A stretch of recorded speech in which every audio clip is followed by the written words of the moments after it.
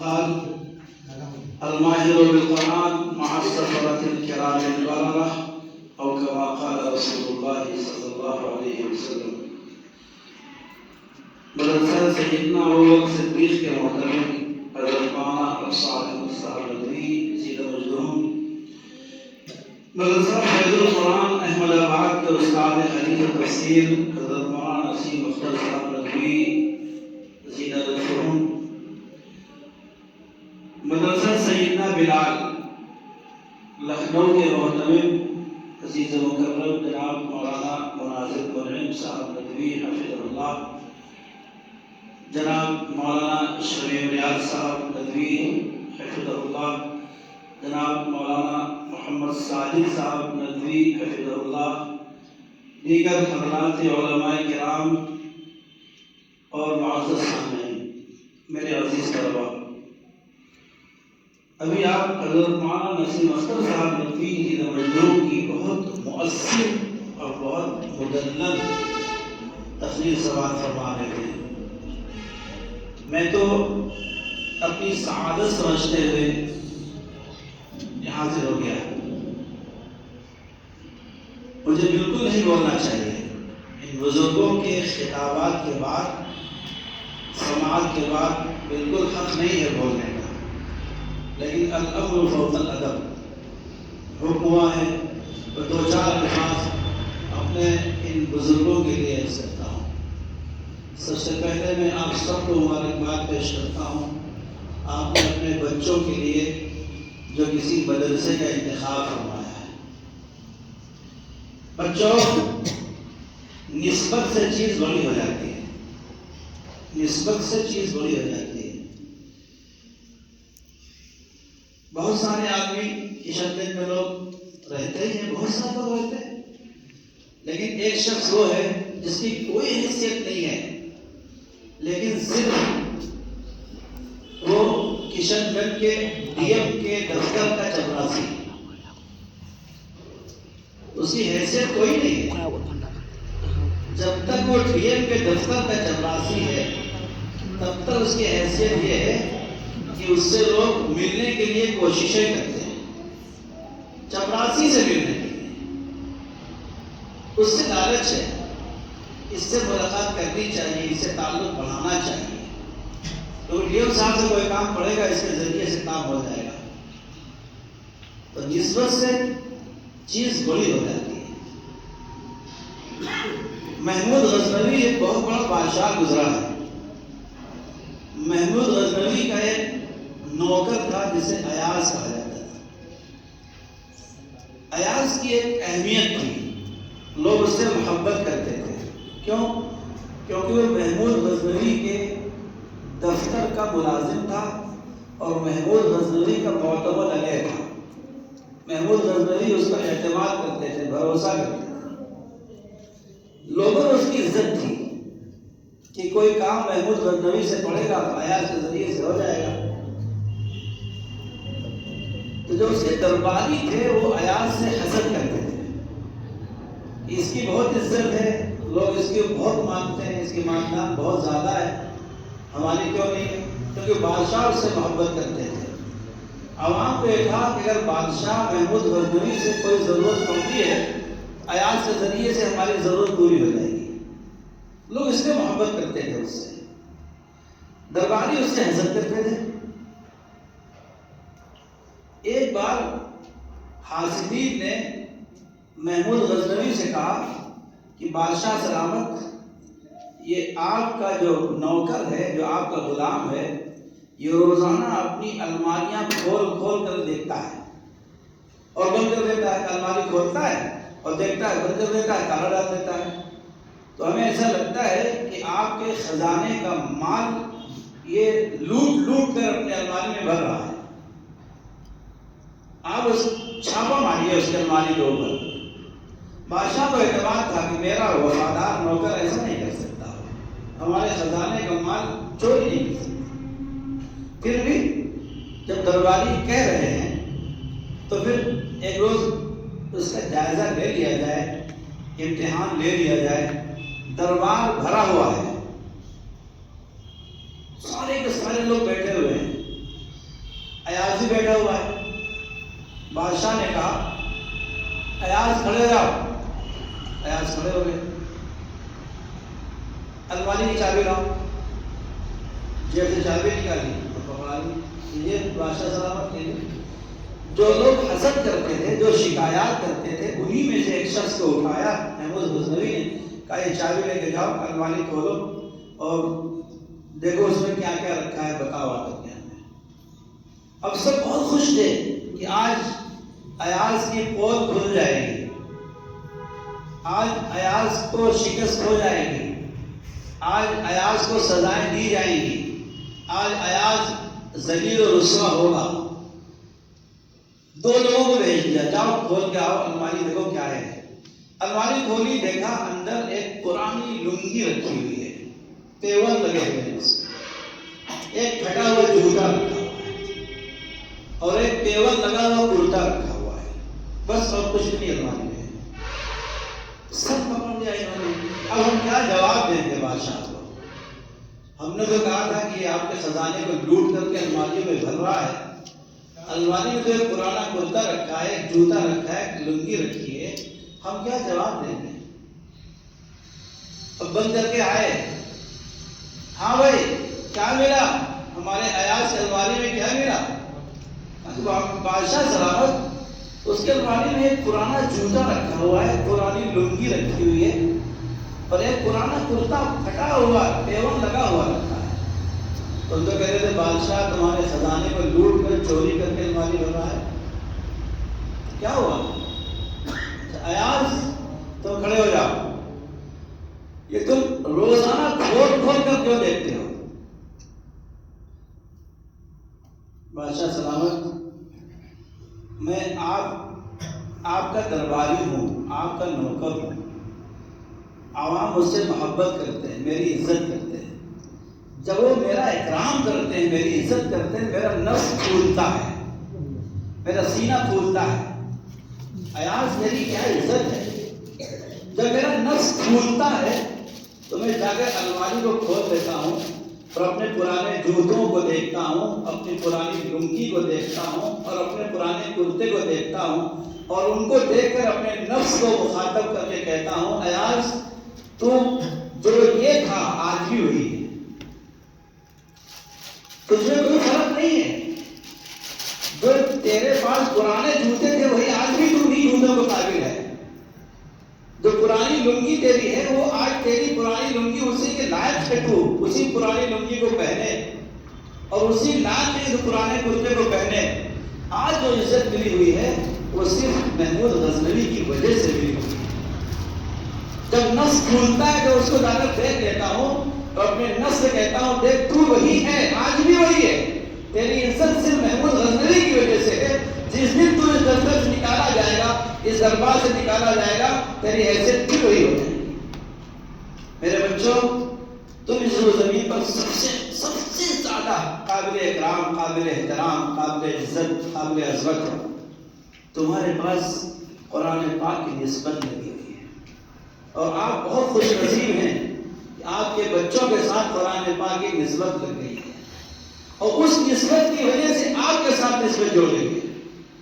ابھی کل میں نے قاری عبدالباسط صاحب بیٹھے ہوئے ہیں, ان کے مدرسے میں ایک بات کہی تھی. آپ کی طریقے سے بہت سارے وہاں پر گارجینس آئے ہوئے تھے. میں نے کہا یہ ننھے بچے جن کے سینوں میں قرآن پاک اترا ہوا ہے, یہ قیامت کے روز جب اللہ پاک ان کو جنت میں بھیجیں گے تو کہیں گے میرے پروردگار میں اپنے امی ابو کو چھوڑ کر کیسے جنت میں جاؤں گا؟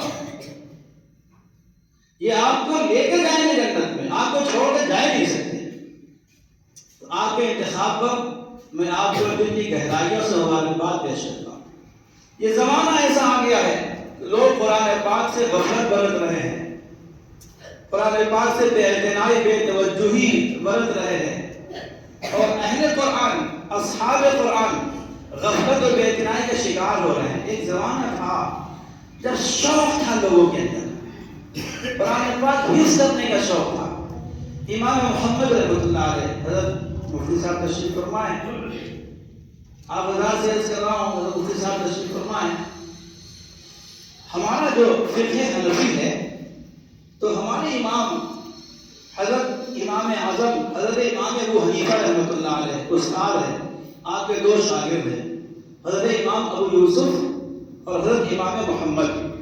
ان دو کا واقعہ سنا کر بات ختم کر دیتا ہوں، ابھی وقت میں گنجائش نہیں ہے. امام محمد رحمۃ اللہ علیہ امام ابو حنیفہ رحمۃ اللہ علیہ کے مدرسے میں داخلے کے لیے گئے. حضرت داخلہ کر لیجیے. امام صاحب نے پوچھا حافظ ہو؟ یہ تو حافظ نہیں ہے. بھائی میرے مدرسے میں غیر حافظ سے داخلہ نہیں ہوتا. میرے مدرسے میں حافظ قرآن ہونا شرط ہے. عالمیت کرنے کے لیے، فقیہ بننے کے لیے، مفتی بننے کے لیے حافظ ہونا شرط ہے. حضرت میں حافظ نہیں ہو، بیٹا وہاں داخلہ نہیں ہوتا. جاؤ پہلے حفظ کرو، اس کے بعد تم آنا تو تمہارا داخلہ ہو جائے گا. ایک ٹیسٹ لگی، مجھے حافظ قرآن ہونا چاہیے. گئے، اتنی محنت کی، ایک ہفتے میں حافظ قرآن ہو گئے. ایک ہفتے میں قرآن پاک حفظ کر لیا. اب ایک ہفتے کے بعد آئے، حضرت داخلہ کر لیجیے. بیٹا تمہیں ہم نے منع کیا تھا، تو وہی تو ہو جو پچھلے ہفتے آئے تھے. تم سے ہمیں کہا تھا کہ غیر حافظ داخلہ نہیں ہوتا، پھر تم آ گئے. حضرت میں حافظ ہو کے آیا ہوں. ارے کتنے دن لگے؟ حضرت ایک ہفتے میں حافظ قرآن ہو گیا. امام صاحب رحمۃ اللہ علیہ نے کہا اچھا ہمیں یقین تو نہیں ہو رہا ہے، چلو تم سناؤ. اب امام صاحب نے سوالات شروع کیے. اعوذ باللہ من الشیطان الرجیم، بسم اللہ الرحمن الرحیم. انما یعمر مساجد اللہ من آمن باللہ والیوم الآخر واقام الصلاۃ وآتى الزکاۃ. یہ سوال کر دیا، پڑھو. امام محمد پڑھنے دے، جب تک نہیں روکا پڑھنے چلے گئے. اچھا بھائی، اعوذ باللہ من الشیطان الرجیم، طه انزلنا علیک القرآن لتشقى. پڑھنے چلے گئے. جہاں جہاں پوچھا وہاں سنا لیا، چمٹا لیا، گلے سے لگا لیا. کہا بیٹا تمہارے لیے تمہارے مستقبل میں ایک شان ہوگی. یہ شوق تھا. سبحان اللہ. امام ابو یوسف رحمۃ اللہ علیہ بچے تھے، بچپن میں ان کے والد کا انتقال ہو گیا، یتیم ہو گئے تھے. ماں بیوہ، چھوٹا بچہ، کمانے والا کوئی نہیں. ماں نے اپنے بیٹے کو دھوبی کے پاس بھیجا. بیٹا تم لے گئے یہ دھوبی کے پاس. کہا کہ میرے بچے کو لگا لیجیے، یہ کپڑے دھوئے گا، آپ کے ساتھ میں کپڑے دھوئے گا، اور اس کو شام کو جو اجرت بنتی ہے وہ دے دیا کریے گا، ہمارے گھر کا کچھ خرچ چلے گا. یہ بیچارے جاتے تھے، کپڑے دھلتے تھے، اس دھوبی کے ساتھ کچھ پیسہ مل جاتا تھا، رات میں آ کے والدہ کو دے دیتے تھے. کئی دن گزر گئے، مہینوں گزر گئے. ایک طالب علم امام صاحب رحمۃ اللہ علیہ کے مدرسے میں پڑھنے جا رہا تھا. اس سے ملاقات ہو گئی. اس بچے نے کہا میاں کہاں تم یہ کپڑے دھل رہے ہو یار؟ کیا کپڑے دھل کر ہو گئے؟ چلو میرے ساتھ چلو، تم پڑھو، علم حاصل کرو، تمہارے سینے میں علم ہوگا، اللہ دنیا تمہارے قدموں میں ڈال دے گا. تمہارے سینے میں علم ہوگا، تمہارے سینے میں قرآن ہوگا، اللہ تمہارے قدموں میں دنیا کو ڈال دے گا. لوگ تمہارے سامنے پیسوں کی تھیلیاں پکڑے کھڑے رہیں گے. چلو میرے ساتھ.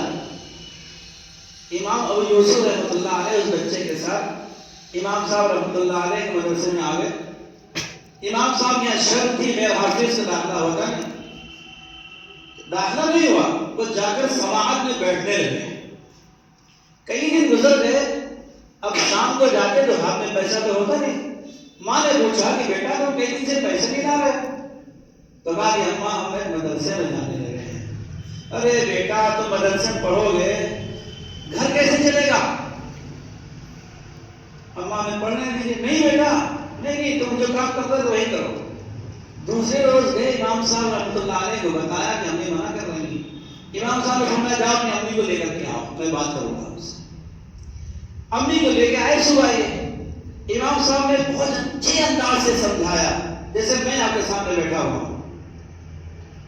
میرے والد صاحب رحمۃ اللہ علیہ بالکل جدیدیت کے قائل تھے. میں اپنے پورے خاندان میں اپنے پورے قصبے میں اس قصبے کا رہنے والا ہوں جس قصبے میں شیخ الاسلام حضرت مولانا حسین احمد مدنی پیدا ہوئے. اس قصبے کا میں پہلا حافظ اور پہلا عالم دین ہوں، میں پہلا قاری ہوں. حضرت شیخ الاسلام کی پیدائش کے بعد اس قصبے میں کوئی عالم نہیں ہوا، میں پہلا عالم ہوں. تو جو عالم مولانا نواز قاضی شریف صاحب رحمۃ اللہ علیہ میرے والد صاحب سے مجھے مانگنے کے لیے آئے تھے. انہوں نے میرے والد صاحب کو ایسے اچھے انداز سے سمجھایا کہ یہ وہ بستی ہے جہاں شیخ الاسلام حضرت مولانا حسین احمد مدنی رحمۃ اللہ علیہ پیدا ہوئے. حضرت شیخ الاسلام کے بعد کوئی عالم نہیں ہوا اس بستی میں. تمہارا بیٹا انشاءاللہ حافظ ہوگا، قاری ہوگا، عالم ہوگا، مفتی ہوگا، بن کے جائے گا، مدینے جائے گا. ایسے صحیح انداز سے سمجھایا، زبان خلق و نقال ہے خدا سمجھو. ایسی مستجاب گھڑی تھی وہ، ان کی زبان سے جو نکلا اللہ پاک نے وہ بنا دیا. اللہ نے حافظ بنا دیا، قاری بنا دیا، عالم بنا دیا، فاضل بنا دیا، مفتی بنا دیا، مکہ بھی دکھا دیا، مدینہ بھی دکھا دیا، سب دکھا دیا. ایسے امام صاحب نے امام ابو یوسف کی والدہ سے بات کی تو کہا کہ بیوی تھوڑا برداشت کر لو، تھوڑا برداشت کر لو، ایک دن آئے گا انشاءاللہ تمہارا بیٹا چلغوزے کا حلوہ کھائے گا.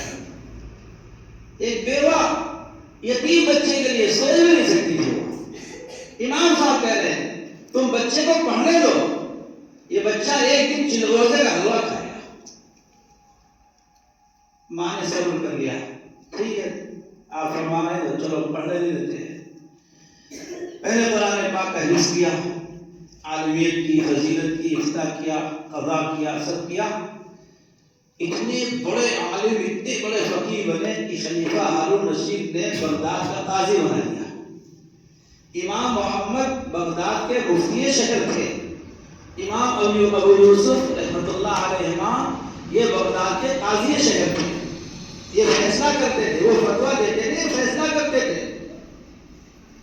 ایک روز خلیفہ ہارون رشید ملنے کے لیے آیا امام صاحب سے، امام ابو یوسف رحمۃ اللہ علیہ سے ملنے کے لیے آیا اور اس کے ہاتھ میں چلغوزے کا حلوہ تھا. امام صاحب امام ابو یوسف کو پیش کیا، حضرت چونکہ میں بھی ملت کا کام کرتا ہوں، امت کا کام کرتا ہوں، بہت سارے فیصلے کرتا ہوں، میرے ذہن پر بوجھ بہت ہوتا ہے، میں ذہن کو قوی بنانے کے لیے حلوہ کھاتا ہوں. اور آپ جو بھی قضا پر فائز ہیں، آپ بہت بڑے بڑے فیصلے کرتے ہیں، دن بھر آپ کا ذہن چلا کرتا ہے، آپ کے ذہن پر بہت زیادہ لوڈ ہوتا ہے دماغ کے اوپر. تو میں نے طے کیا ہے کہ یہ حلوہ روزانہ آپ کی خدمت میں آیا کرے گا اور روزانہ آپ یہ حلوہ استعمال کیا کریں. امام ابو یوسف رحمۃ اللہ علیہ زار و قدار رونے لگے. ارے وہ بادشاہ ہے، امیر المومنین ہے، وہ روتے ہوئے دیکھا، وہ پریشان ہو گیا. امام صاحب رو رہے، قاضی صاحب رو رہے.